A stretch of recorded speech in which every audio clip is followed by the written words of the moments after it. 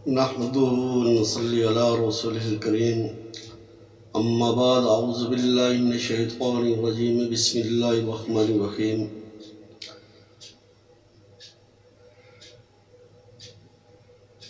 آج آپ کے سامنے جادو کا آخری علاج، آخری حل جو ہے،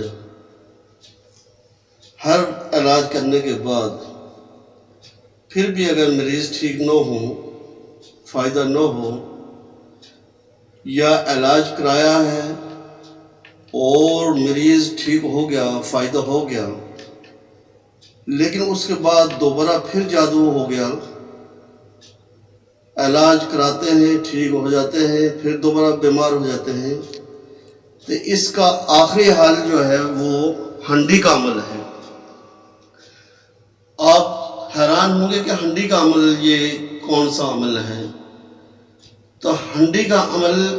یہ آخری علاج ہے جادو کا، کہ جب کسی طریقے سے بھی جادو ختم نہ ہو رہا ہو، یا جادو مریض ٹھیک ہو رہا ہو، ٹھیک ہونے کے بعد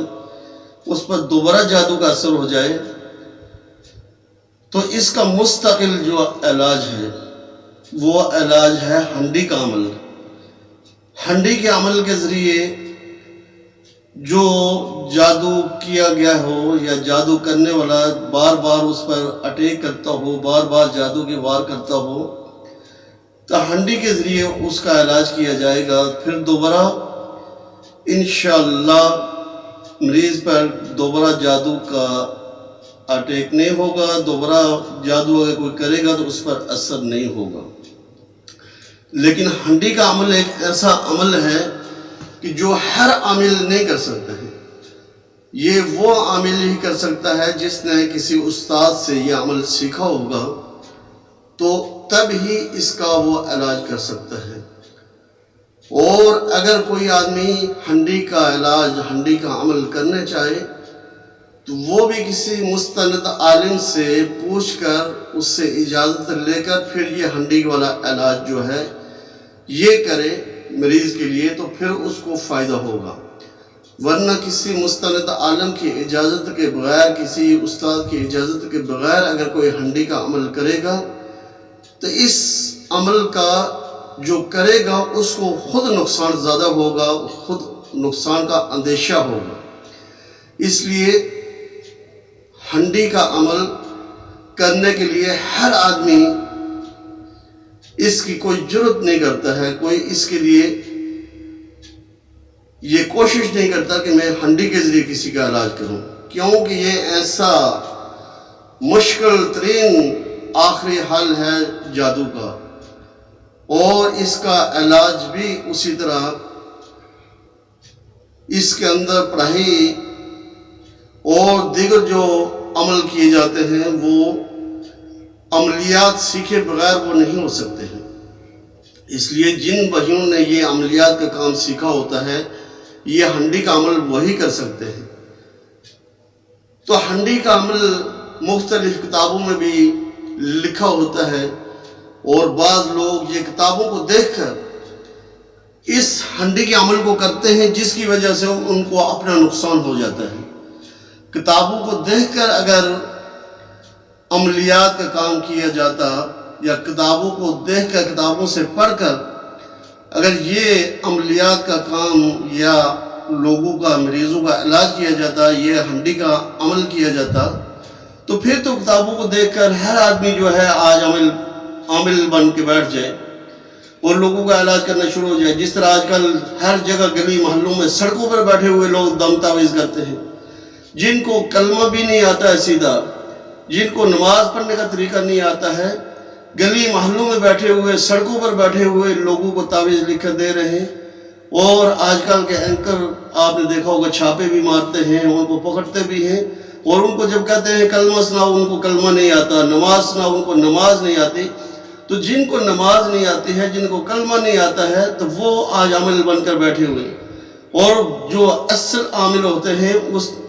ان جاہل عاملوں کی وجہ سے لوگ ان کو بھی بدنام کرتے ہیں۔ تو اس لیے عامل وہ ہوتا ہے جس نے کسی استاد سے سیکھا ہو، جس نے علم دین حاصل کیا ہو، قرآن پر عبور ہو، قرآن پڑھنا آتا ہو، نماز 5 وقت کی جماعت سے نماز پڑھتا ہو، پابندی سے نماز پڑھتا ہو، ہر قسم کا جھوٹ فریب سے حرام سے بچتا ہو، تو وہ عامل ہوتا ہے۔ ہر قسم کی برائی سے بچے، جھوٹ سے بچے، حرام سے بچے، 5 وقت کی نماز پڑھنے والا ہو اور کسی استاد سے سیکھا ہوا ہو،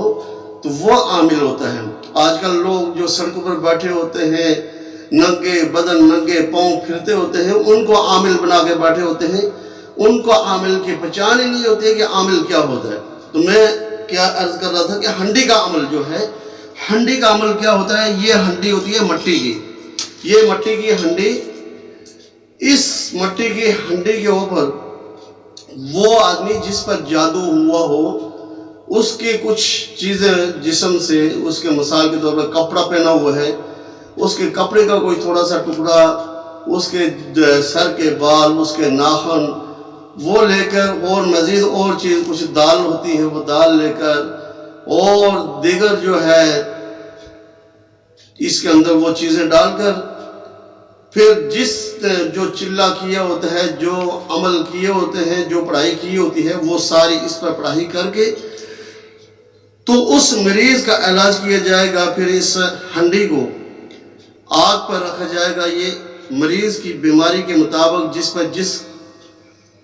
قسم کا جادو ہوگا، جتنا سخت جادو ہوگا، اسی حساب سے اس ہنڈی کو آگ پر رکھا جائے گا۔ اگر کسی پر جادو زیادہ سخت ہے تو اس ہنڈی کو زیادہ 3 دن تک متواتر رکھا جائے گا،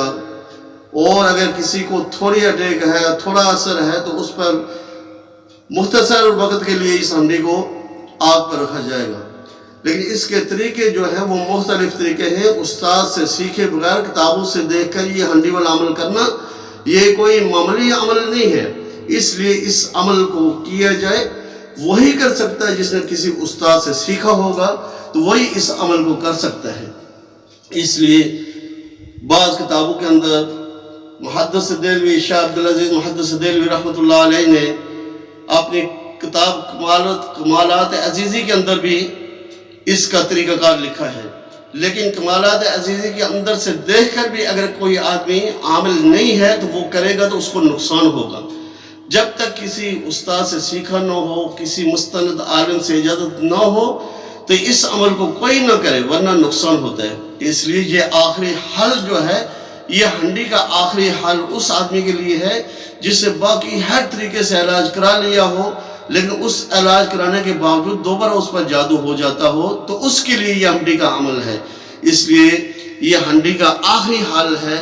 اس لیے جو بھی آدمی یہ ہنڈی کا عمل کرے یا علاج کرائے، وہ کسی مستند عالم سے، مستند عامل سے یہ علاج کرائے، تو انشاءاللہ وہ ٹھیک ہو جائے گا۔ اللہ پاک ہمیں جعلی عاملوں سے، 2 نمبر عاملوں سے، جن کو اپنی نماز نہیں آتی، کلمہ نہیں آتا،